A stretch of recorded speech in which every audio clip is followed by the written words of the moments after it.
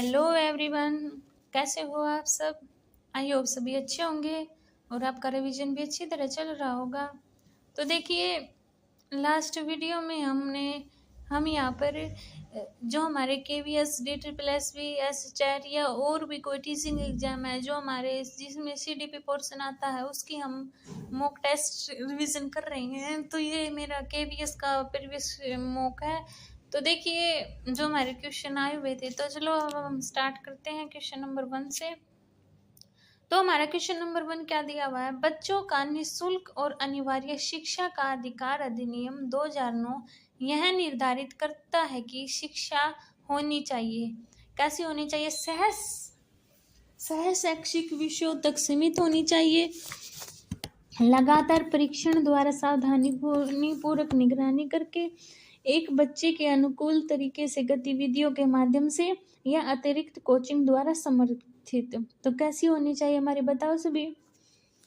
तो ऑप्शन होगा हमारा सी राइट, यानी कि क्या होगा हमारा ऑप्शन सी राइट, यानी कि लगातार क्या है, एक बच्चे के अनुकूल तरीके से गतिविधियों के माध्यम से। ठीक है, तो चलो अब हम चलते हैं नेक्स्ट क्वेश्चन पर। भारत में विद्यालय शिक्षा को मोटे तौर पर कितने चरणों में वर्गीकृत किया गया है। तो बताओ सभी, 2, 5, 4 या 3। तो कितने में वर्गीकृत किया बताओ। तो हमारा सी ऑप्शन, यानी कि 4 तरीकों से। ठीक है, अब हम नेक्स्ट क्वेश्चन करते हैं। स्कूलों में परिवार और समुदाय की भागीदारी के लिए सर्वोत्तम अभ्यास क्या है। ऑप्शन ए, स्कूलों के साथ नियमित संवाद, निर्णय लेने में भागीदारी, छात्रों का रिकॉर्ड रखना। बी, समुदाय के साथ सहयोग करना, बेहतर हस्तक्षेप, छात्रों को परीक्षा के लिए तैयार करना। स्वयं सेवा करना, छात्रों के सीखने में रुचि लेना, स्कूल के कार्यक्रमों का आयोजन करना। या फिर स्वयं सेवा, बेहतर अभिभावक कौशल, स्कूल के साथ नियमित संचार, छात्रों के सीखने में सक्रिय भागीदारी। तो बताओ कौन सा ऑप्शन हमारा राइट है इनमें से। हमारा डी ऑप्शन, यानी कि स्वयं सेवा, बेहतर अभिभावक कौशल, स्कूल के साथ नियमित संचार, छात्रों के सीखने में सक्रिय भागीदारी। ठीक है, अब हम चलते हैं नेक्स्ट क्वेश्चन के पास। परिवर्तनकारी नेतृत्व परिवर्तन और उद्यमिता के बारे में है। किसके बारे में है, नवीनीकरण, अभिप्रेरणा या निष्ठा या उत्साह। चलो बताओ क्या ऑप्शन होगा इसका। तो ये है हमारे नवीनीकरण। ठीक है, अब हम बढ़ते हैं अपने नेक्स्ट क्वेश्चन के पास। समावेशन का क्या अर्थ है। सभी विद्यार्थियों का उनकी सामाजिक पहचान से निरपेक्ष होकर अपनाना, अनुचित प्रयास और अलगाव पैदा करने वाली बाधाओं को अनदेखा करना, भेदभाव को बढ़ाना और मतभेदों के प्रति असहिष्णुता रखना, भागीदारी और जुड़ाव के असमान अवसर। तो कौन सा ऑप्शन राइट है बताओ सभी।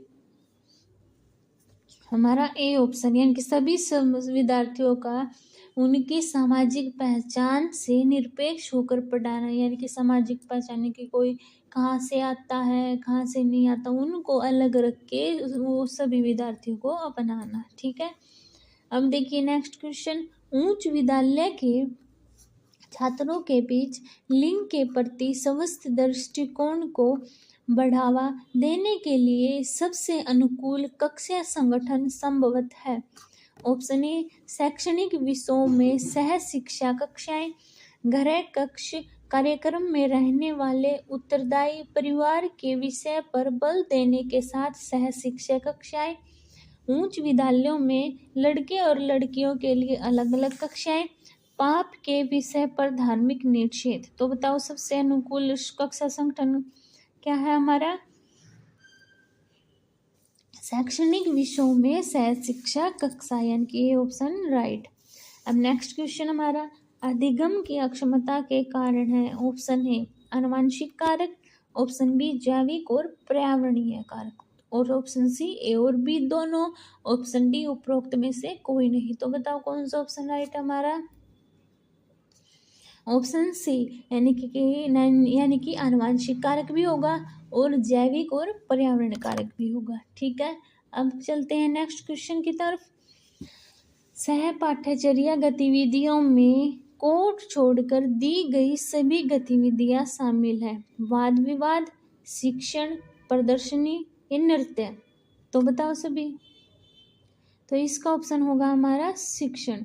सह पाठ्यचर्या गतिविधियों में शिक्षण को छोड़कर सभी गतिविधियां शामिल है।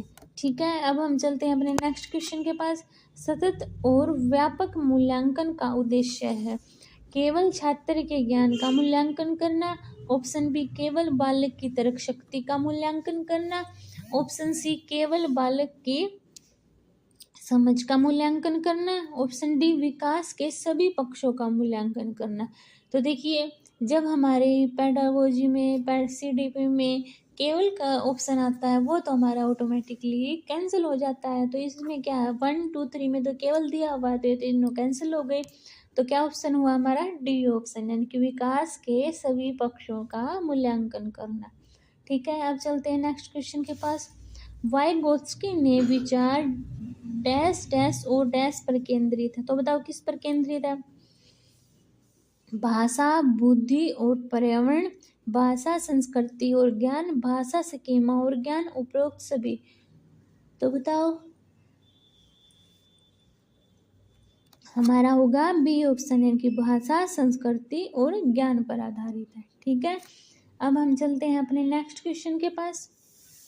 वरिष्ठ योजना का तात्पर्य है पाठ को सुसंगत तरीके से आगे लाने के लिए शिक्षक द्वारा तैयार किए गए पाठ की रूपरेखा, एक शैक्षणिक वर्ष में माहवार पढ़ाए जाने वाले पाठों को ध्यान में रखते हुए तैयार की गई योजना, एक विशेष समय अवधि 2 या 3 सप्ताह के भीतर पढ़ाए जाने वाले पाठों को ध्यान में रखते हुए तैयार की गई योजना, या उपरोक्त सभी। तो बताओ कौन सा ऑप्शन होगा सभी। हमारा वर्ष योजना क्या होती है, एक शैक्षणिक वर्ष में माहवार पढ़ाए जाने वाले पाठों को ध्यान में रखते हुए तैयार की गई योजना, यानी ऑप्शन बी राइट। ठीक है, अब हम चलते हैं नेक्स्ट क्वेश्चन पर। किशोरावस्था एक यूनानी शब्द एडोलसेंस से बना है जिसका सही अर्थ है परिपक्व विकास, शरीर के कद लंबाई में वृद्धि, शरीर के भार में वृद्धि, या उपरोक्त में से कोई नहीं। तो बताओ कौन सा ऑप्शन राइट होगा हमारा, परिपक्व विकास, यानी कि ए ऑप्शन। ठीक है, अब हम चलते हैं अपने क्वेश्चन नेक्स्ट के पास। विद्यालय बच्चों को नए व्यवहार और नए नियम सिखाते हैं और उनसे इसी अनुरूप क्रिया की अपेक्षा करते हैं। विद्यालय समाजीकरण की किस संस्था के रूप में काम कर रहा है, प्राथमिक, संरचनात्मक, द्वितीयक या विश्लेषक। तो बताओ सभी क्या होगा इसका ऑप्शन, हमारा सी ऑप्शन, यानी कि द्वितीयक। ठीक है, फर्स्ट में हमारे परिवार वर्ग आते हैं, सेकंड में हमारा विद्यालय आएगा। ठीक है, नेक्स्ट क्वेश्चन।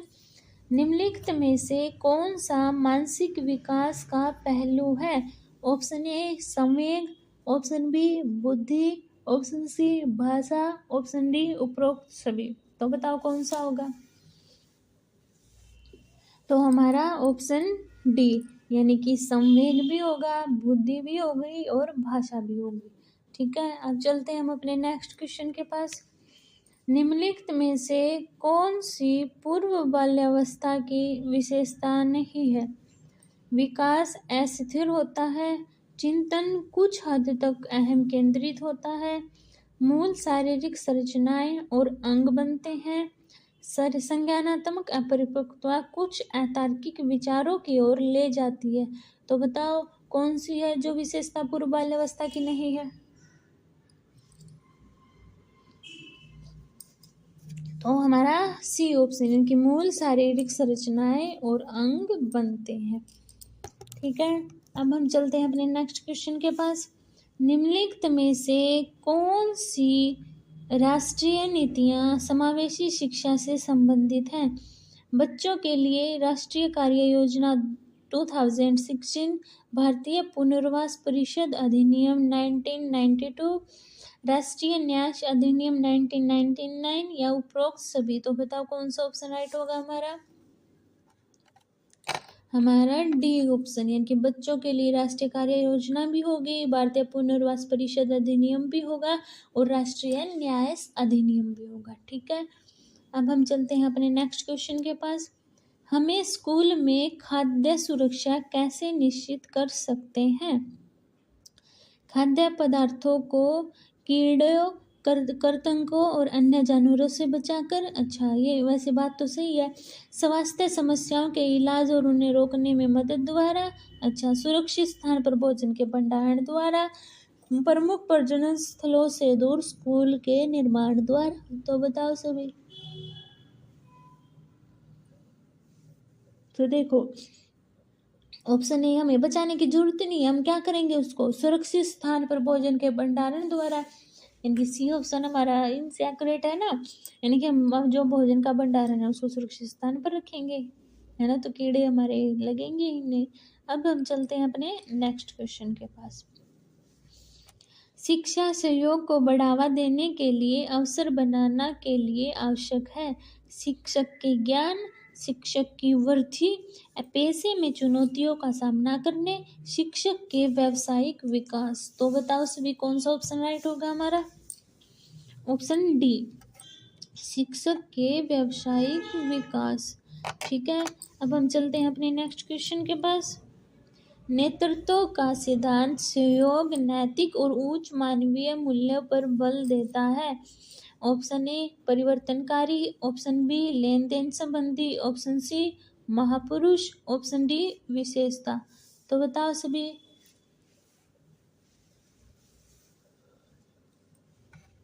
हमारा क्या होगा? परिवर्तनकारी, यानी कि नेतृत्व का परिवर्तनकारी सिद्धांत सहयोग, नैतिक और उच्च मानवीय मूल्यों पर बल देता है। अब हम चलते हैं नेक्स्ट क्वेश्चन के पास। विद्यालय संस्कृति किसमें उत्पन्न होती है? छात्रों और शिक्षकों के बीच सामाजिक संबंध, विद्यालय में सामाजिक शिष्टाचार, ऑप्शन सी विद्यालय में चेतन और अचेतन दोनों दृष्टिकोण, मूल्य अंतक्रिया और अभ्यास, विद्यालय में शारीरिक और भावनात्मक विकास। तो बताओ कौन सा ऑप्शन राइट होगा हमारा? विद्यालय में चेतन और अचेतन दोनों दृष्टिकोण, मूल्य अंतक्रिया और अभ्यास। ठीक है, अब हम चलते हैं नेक्स्ट क्वेश्चन के पास। निम्नलिखित में से कौन सा मानसिक रूप से स्वस्थ व्यक्ति का लक्षण नहीं है? तो कौन सा नहीं है? सहनशीलता, सामंजस्य की योग्यता, आत्मविश्वास, अपरिपक्वता। जो मानसिक रूप से सही व्यक्ति होगा उसमें सहनशीलता भी होगी, समायोजन की योग्यता भी होगी, है ना, एडजस्ट करने की, और आत्मविश्वास भी होगा, बस उसमें क्या नहीं होगी? अपरिपक्वता नहीं होगी। ठीक है, अब हम चलते हैं अपने नेक्स्ट क्वेश्चन के पास। कक्षा में अनुकूल अधिगम माहौल निर्मित करने के लिए निम्न में से क्या मददगार रहेगा? ऑप्शन ए सभी शिक्षार्थियों को सहभागिता के समान अवसर देना, योग्यता आधारित अटल समूह बनाना, कक्षा में केवल उच्च उपलब्धि हासिल करने वाले बच्चों को ध्यान देना, शिक्षार्थियों को किसी भी तरीके से उच्च अंक प्राप्त करने के लिए प्रेरित करना। तो बताओ सभी क्या ऑप्शन होगा हमारा राइट? हमारा ए ऑप्शन, सभी शिक्षार्थियों की सहभागिता के समान अवसर देना, यानी कि सभी उसमें भाग ले सके, सभी को क्या है? समान अवसर देने हैं। ठीक है, अब देखिए नेक्स्ट क्वेश्चन। सृजनात्मक रुचियां और डैश रुचियां बच्चों की रुचि जानने के अंतर्गत आती है। पहले से विद्यमान, पश्चात विद्यमान, अंतर्निहित और भूतकाल। तो कौन सा ऑप्शन राइट होगा हमारा? अंतर्निहित, यानी कि जो सृजनात्मक रुचियां और अंतर्निहित, यानी कि जो उनके अंदर पहले से ही है रुचियां, बच्चों की रुचि जानने के अंतर्गत आती है। ठीक है, अब हम चलते हैं अपने नेक्स्ट क्वेश्चन के पास। निम्नलिखित में से कौन सी बाल केंद्रित आकलन की विशेषता नहीं है? बच्चों का सर्वांगीण विकास ये तो होनी चाहिए। शिथिल और साक्षर व्यक्ति, बुद्धिमान छात्र, या 2 और 3 दोनों। तो कौन सा हमारा बताओ? हमारा डी ऑप्शन, यानी कि शिथिल और साक्षर व्यक्ति और बुद्धिमान छात्र। ठीक है, अब हम चलते हैं नेक्स्ट क्वेश्चन के पास। निम्नलिखित में से किसका बुनियादी स्तर पर होना आवश्यक है? साक्षरता और संख्यात्मक विकास, सामाजिक भावनात्मक विकास, संज्ञानात्मक विकास या उपरोक्त सभी। तो बताओ सभी क्या होगा इसका? तो ये होगा हमारा उपरोक्त सभी। यानी कि किसका बुनियादी स्तर पर होना आवश्यक है? साक्षरता और संख्यात्मक विकास, सामाजिक भावनात्मक विकास और संज्ञानात्मक विकास का। ठीक है, अब हम चलते हैं अपने नेक्स्ट क्वेश्चन के पास। बच्चे के प्रति निर्णायक होना बच्चे की समझ को दर्शाता है या बच्चे की पढ़ाई के प्रति उत्सुकता को दर्शाता है? छात्रों के उत्तीर्ण और अनुत्तीर्ण होने के मानदंड को दर्शाता है या छात्रों के मूल्यांकन को दर्शाता है जो स्वभाव से रचनात्मक है? तो बताओ कौन सा ऑप्शन राइट होगा हमारा? हमारा डी ऑप्शन, यानी कि जो छात्र के मूल्यांकन को दर्शाता है जो स्वभाव से रचनात्मक है। चलते हैं नेक्स्ट क्वेश्चन के पास। किशोर अवस्था के संदर्भ में यह कथन सत्य नहीं है। किशोर अवस्था अंतर मध्यस्थ अवस्था है। किशोर अवस्था संक्रमणकाली अवस्था है। किशोर अवस्था में यथार्थवादी आकांक्षाएं होती है। किशोर अवस्था में पहचान की लालसा होती है। तो बताओ सभी क्या होगा इसका आंसर? तो होगा हमारा ऑप्शन सी, यानी कि किशोर अवस्था में यथार्थवादी आकांक्षाएं होती है। अब हम चलते हैं नेक्स्ट क्वेश्चन के पास। निम्नलिखित विकास के नियम के रूप में कौन सा कथन सत्य नहीं है? विकास के लिए प्रत्येक अवस्था समान रूप से महत्वपूर्ण है। सही बात है। विकास परिपक्वता तथा सीखने का परिणाम है। ये भी सही बात है। विकास में व्यक्तिगत भिन्नताएं होती हैं। ये भी सही बात है। तो विकास पैटर्न अनुमानित नहीं है। ये तो गलत बात है। क्या होता है? ये अनुमानित होता है। तो डी ऑप्शन हमारा राइट होगा।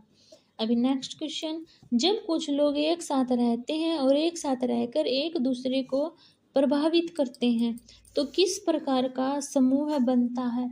ऑप्शन ए आपराधिक समूह, ऑप्शन बी सामाजिक समूह, ऑप्शन सी व्यापारिक समूह, ऑप्शन डी राजनैतिक समूह। तो कौन सा ऑप्शन होगा हमारा? ऑप्शन बी, यानी कि सामाजिक समूह। ठीक है, अभी देखते हैं हम लास्ट क्वेश्चन। विकास शरीर के मध्य से बाहर की दिशा में होता है, नीचे से ऊपर की ओर होता है, एक आयामी है या वातावरणीय कारकों से प्रभावित नहीं होता है। तो बताओ कौन सा ऑप्शन राइट होगा हमारा? ऑप्शन ए, यानी कि जो हमारा विकास होता है शरीर के मध्य से बाहर की दिशा में होता है। ठीक है, तो ये थे हमारे 30 क्वेश्चन। आप भी कमेंट सेक्शन में बताना आपका कितना स्कोर बनता है। ठीक है, ऐसे ही मैं आपको यहाँ पे प्रैक्टिस करवाते जाऊँगी। कम टाइम में हम ज़्यादा क्वेश्चन की प्रैक्टिस करेंगे। अब मिलते हैं नेक्स्ट वीडियो में, तब तक के लिए बाय बाय।